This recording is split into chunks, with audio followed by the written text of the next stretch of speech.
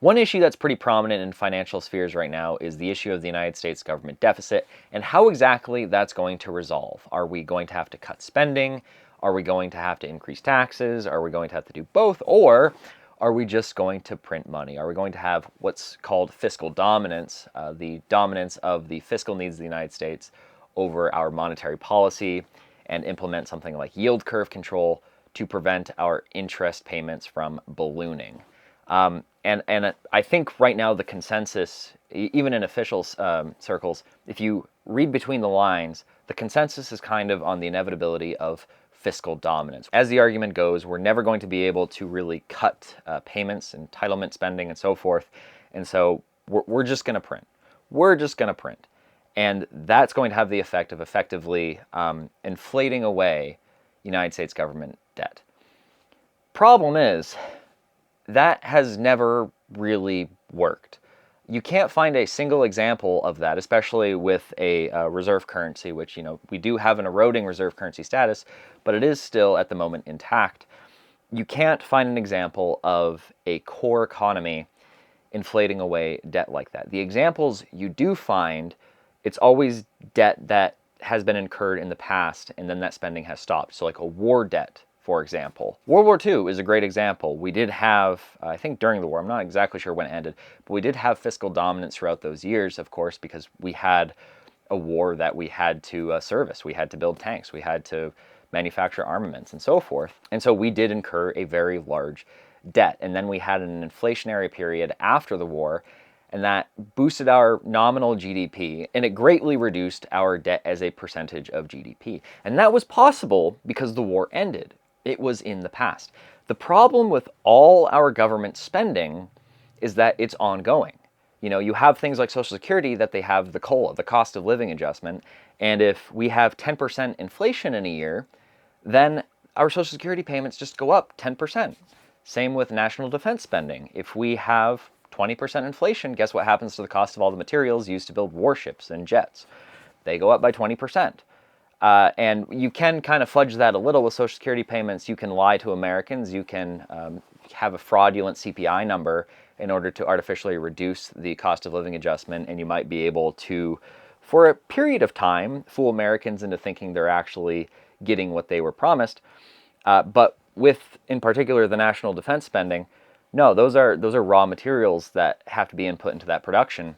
So you can't lie about that. That inflation is going to manifest in those expenditures. So the only way you could really fix that is by just reducing spending. Maybe a tank costs twice as much, but you buy less tanks. Well, that's the same thing as just cutting government spending, and that has ripple effects throughout the economy. Same problem with Social Security. Maybe people are getting twice as much money nominally, but maybe the cost of their food went up 400%. Well, people aren't dumb. Inflation peaked at, I think it was 9.8%, something like that. Maybe it was 8.9%. And I mean, that just tore the social fabric of our country. Tensions have been sky high since then, and resentment is simmering for sure. So if we can't even handle still single-digit inflation, how are we possibly going to be able to handle enough inflation, not just for 1 year, but for multiple years, for an entire decade without everything falling apart? It's not possible. It's not possible in the slightest. So a lot of people think that this is the obvious outcome and it's the obvious solution. We're just going to print money and that problem is just going to disappear. That's stupid. That makes absolutely no sense.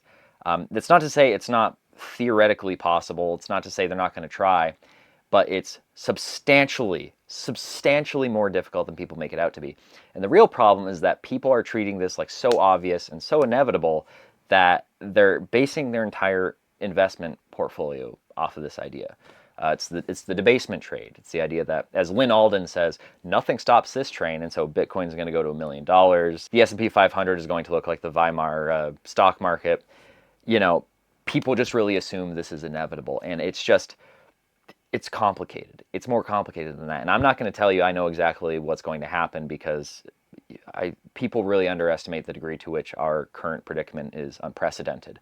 We don't really know, but the idea that we can just inflate these things away and we can just pump inflation to 20% for a period of 20 years and that's going to work. That's stupid. Now, people can buy as much Bitcoin or stock as they want, and I don't really care.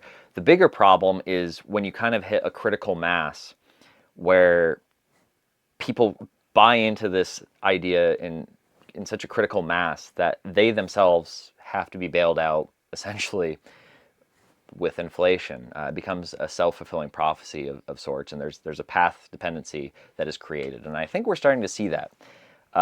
Trump does have certain people in his ear that probably spend way too much time on Twitter, and especially with the prospective Fed nominee, the chair nominee, Kevin Hassett. I mean, that guy, he comes off like he's terminally online in some of these spaces, and that is absolutely the type of future that he wants to try to precipitate. And we just have this meme. We have this financial meme that people assume is obvious. They assume it's going to work. They assume that our political and social infrastructure is going to be able to handle it, and they're just going ahead with it. They're rolling the dice. They're taking our entire country, our entire future, and just rolling the dice on this very experimental, very uncertain idea. That, yeah, no, it's no problem. We'll start cutting rates when house prices and stock prices are at all-time highs. We're going to have yield curve control if our interest expense gets too high, and we're not going to see any negative ramifications from that. Don't worry about it. We're not going to address any long-term problems here because it's all just going to be taken care of with inflation. That is a very, very dangerous conceit. And that very well could be the demise of the entire U.S. economy and the entire financial system, which is probably inevitable anyway. But there's a moral way to do that, and there's an immoral way to do that. The moral way to do that is just to cut spending and be honest about what we can and cannot sustain. The dishonest way to do that is just to act like everything's fine and assume we're just easily going to be able to take care of it by just running inflation at 10% a year for a decade. Yeah, that's not going to create any problems, is it? Anyway, that's all for now. I'll catch you later.